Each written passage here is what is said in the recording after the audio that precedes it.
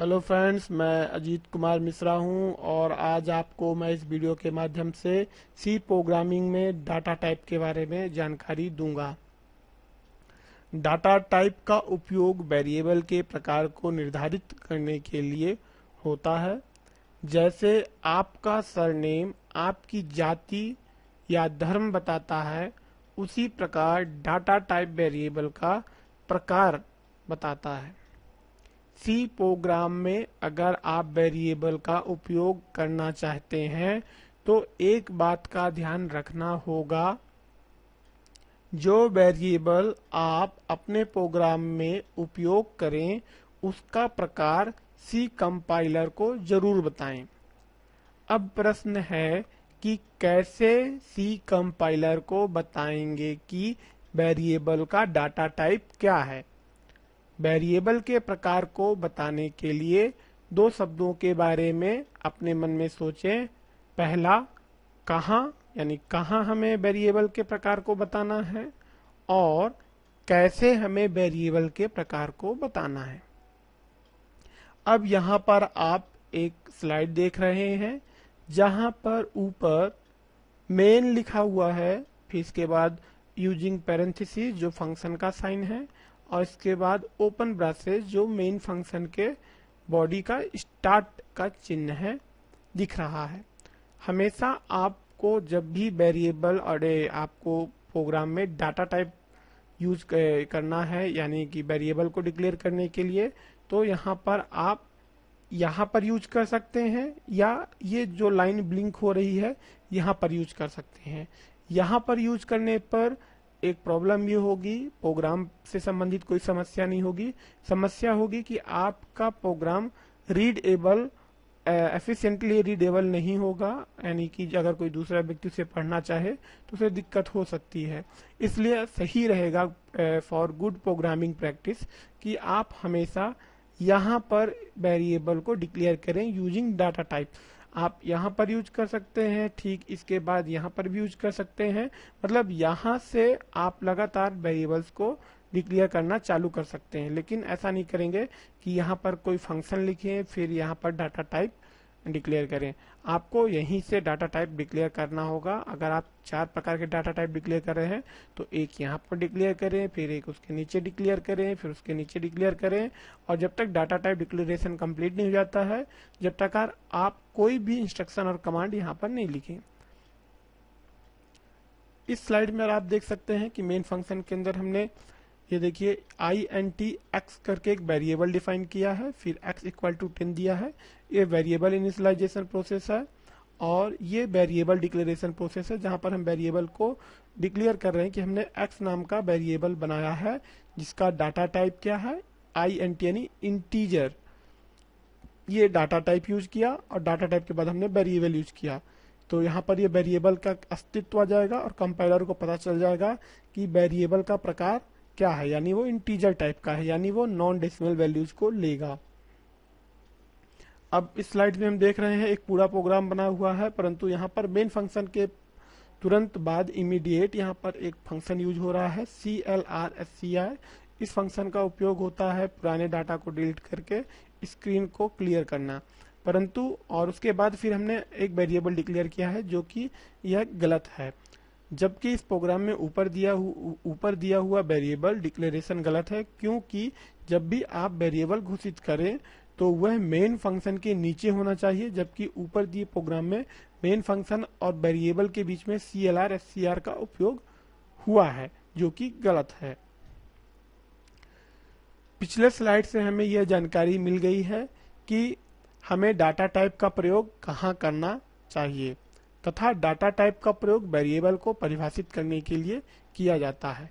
सी programming में कई data type हैं जिनके बारे में हम अगली स्लाइड में जानते हैं। नीचे दिए चित्र में आप डाटा टाइप के प्रकार देख सकते हैं। यहाँ पर देख सकते हैं डाटा टाइप को 4 भागों में बांटा गया है: basic type, derived type, void type और इन्यूमरेटेड टाइप। बेसिक टाइप यहाँ पर 3 भागों में बांटा गया है: इंटीजर, कैरेक्टर और फ्लोटिंग पॉइंट। डिराइव्ड टाइप को 4 भागों में बांटा गया है: अरे, पॉइंटर, स्ट्रक्चर, यूनियन। और वॉइड सिंगल टाइप होता है, और इन्यूमरेटेड को 2 टाइप में बांटा गया है: इनम और टाइप डेफ। इस वीडियो के माध्यम से हमारा जो फोकस होगा वो होगा बेसिक टाइप पर और बॉयड टाइप पर। बाकी डिराइव्ड टाइप और इन्यूमरेटेड टाइप को हम अगले वीडियो के माध्यम से जानेंगे। बेसिक डाटा टाइप सामान्य रूप से प्रयोग होने वाले डाटा टाइप को बेसिक डाटा टाइप कहते हैं, जो कि निम्न है: इंटीजर, फ्लोट, कैरेक्टर। अब हम जानते हैं ये इंटीजर, फ्लोट और कैरेक्टर क्या होते हैं। इंटीजर संख्याओं का समूह होता है जिसमें निगेटिव संख्या से लेकर पॉजिटिव संख्या तक होते हैं। अलग अलग इंटीजर में अलग अलग प्रकार संख्याओं का रेंज पाया जाता है, यानी कि इंटीजर के अलग अलग प्रकार भी होते हैं और इन सभी प्रकार में अलग अलग प्रकार के रेंज होते हैं, जिसमें पहला प्रकार है शॉर्ट साइन इंटीजर। इसको हम शॉर्ट इंटीजर भी कहते हैं। शॉर्ट साइन इंटीजर की रेंज -128 से +127 तक होती है। यानी अगर आप कोई प्रोग्राम बना रहे हैं और अगर आप उसमें कोई वैल्यू स्टोर कर रहे हैं और उस वैल्यू की रेंज 120 या 127 से ज्यादा नहीं है, तो आपको जो डाटा टाइप यूज करना चाहिए वो यूज करना चाहिए शॉर्ट साइंड इंटीजर या शॉर्ट इंटीजर। शॉर्ट इंटीजर और शॉर्ट साइंड इंटीजर एक ही हैं। यह छोटी संख्या को प्रोग्राम में प्रयुक्त करने के लिए उपयोग किया जाता है और इस प्रकार के इंटीजर में निगेटिव और पॉजिटिव दोनों प्रकार की संख्या होती हैं, जिसमें निगेटिव जो है वो -128 तक होता है और पॉजिटिव 127 तक होता है। अगर आपके प्रोग्राम में संख्याओं की जरूरत -128 से 127 तक ही है, तो आपको शॉर्ट साइंड इंटीजर का प्रयोग करना चाहिए। इस प्रकार के इंटीजर को मेमोरी पे 8 बिट की जगह दी जाती है। एक बिट में केवल 0 या 1 स्टोर हो सकता है। अगला टाइप है short unsigned integer. Short unsigned integer का मतलब एक इंटीजर समूह से है जिसमें केवल पॉजिटिव संख्या होते हैं, जैसे 0, 1, 2, 3, 4। जबकि हमने साइन इंटीजर में ये देखा था कि उसमें माइनस भी होता है और पॉजिटिव संख्या भी होती है, जबकि अनसाइंड इंटीजर में ओनली पॉजिटिव नंबर्स होते हैं। इसको मेमोरी में स्टोर करने के लिए 8 बिट मेमोरी दी जाती है और इसकी सीमा 0 से 255 संख्या तक होती है। शॉर्ट इंटीजर, अगर कहीं प्रोग्राम में शॉर्ट इंटीजर लिखा हुआ है तो आपको सतर्क रहना होगा जिससे आप धोखा ना खाएं, क्योंकि जब कोई डाटा टाइप के साथ साइन या अनसाइन ना लिखा हो तो आपको उस डाटा टाइप को साइन डाटा टाइप ही समझें। इसका मतलब यह है कि शॉर्ट साइन इंटीजर को शॉर्ट इंट भी लिख सकते हैं। इंट या साइन इंट यह भी इंटीजर का एक प्रकार है जो शॉर्ट इंट के मुकाबले ज्यादा रेंज तक की संख्या को स्टोर कर सकता है। जैसे शॉर्ट इंट -128 से पॉजिटिव 127 तक की वैल्यू को स्टोर कर सकता है, जबकि इंट या साइन इंट -32,768 से लेकर +32,767 तक की वैल्यू को स्टोर कर सकता है। मेमोरी में इंट या साइन इंट को स्टोर करने के लिए 2 बाइट यानी 16 बिट की मेमोरी प्रदान की जाती है। अगर आपको अपने प्रोग्राम में कोई संख्या जो 2000 है को स्टोर करना हो तो आप कौन सा डाटा टाइप चुनेंगे? हमें साइन इंट या इंट का प्रयोग करना चाहिए, क्योंकि शॉर्ट इंट या शॉर्ट साइन इंट की सीमा बहुत ही कम होती है। अनसाइंड इंटीजर ऐसा इंटीजर होता है जिसमें निगेटिव संख्या नहीं होती है और इसकी रेंज अभी तक पढ़ चुके सभी इंटीजर से बड़ी होती है, जो 0 से प्रारंभ होकर 65,535 तक जाती है। इसको मेमोरी पे स्टोर करने के लिए 16 बिट की जगह प्रदान की जाती है। Long integer, unsigned long int एक डाटा टाइप है जो इंटीजर के सभी प्रकारों में सबसे बड़ा होता है। इसकी सीमा 0 से 4 जो भी यहाँ पे आप संख्या देख सकते हैं तक होता है, और ये देखिए 0 से इतनी संख्या तक होता है और मेमोरी पे इसको 32 बिट जगह दी जाती है। इसमें कोई भी निगेटिव संख्या नहीं होती है। अब हम यहाँ पर देख सकते हैं long signed int. Long signed int या साइन लॉन्ग इंट जो है, दोनों एक ही डाटा टाइप है। इसकी सीमा आप देख सकते हैं इस वीडियो पे, मुझे पढ़ने पे थोड़ी दिक्कत है। इकाई, दहाई, सैकड़ा, हजार, 10,000, लाख, 10 लाख, करोड़, 10 करोड़, अरब, यानी 2 अरब से स्टार्ट होती है, तो पॉजिटिव 2 अरब तक इसकी सीमा होती है और मेमोरी पे इसको 32 बिट की जगह दी जाती है। फ्लोट।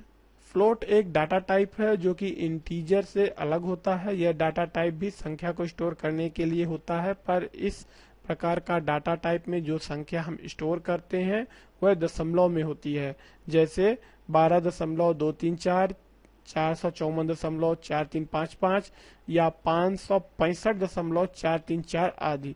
जबकि इंटीजर बिना दशमलव संख्या को स्टोर करता है, जैसे 123, 45, 2000, 445, 565, इस तरीके की संख्याओं को ये स्टोर करता है।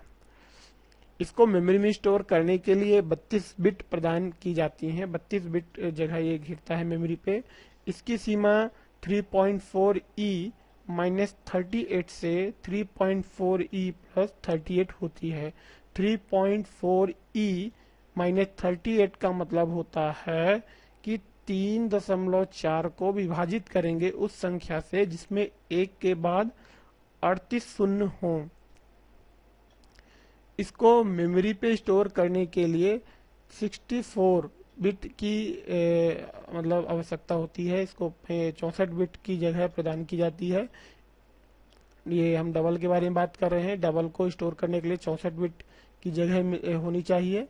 इसकी सीमा 1.7e -308 से लेकर 1.7e + 308 होती है, जिसमें 1.7e -308 का मतलब होता है कि 1.7 को विभाजित करेंगे उस संख्या से जिसमें 1 के बाद 308 शून्य हो, जबकि 1.7e + 308 वह संख्या होती है जिसको हम 1.7 को गुणा करेंगे उस संख्या से जिसमें 1 के बाद 308 शून्य हो। Long double. इसको मेमोरी में स्टोर करने के लिए 80 बिट प्रदान की जाती हैं। इसकी सीमा 3.4e -4932 से लेकर 1.1e + 4932 होती है, जिसमें 1.1e + 4932 का मतलब होता है कि हम 1.1 को गुणा करेंगे उस संख्या से जिसमें 1 के बाद 4932 शून्य हो। चर या साइन चर। इस डाटा टाइप का प्रयोग हम जब करते हैं जब हमें इनपुट के रूप में कैरेक्टर चाहिए होता है, यानी यह डाटा टाइप कैरेक्टर को स्टोर करने के लिए उपयोग होता है, जिसकी सीमा -128 से 127 तक होती है।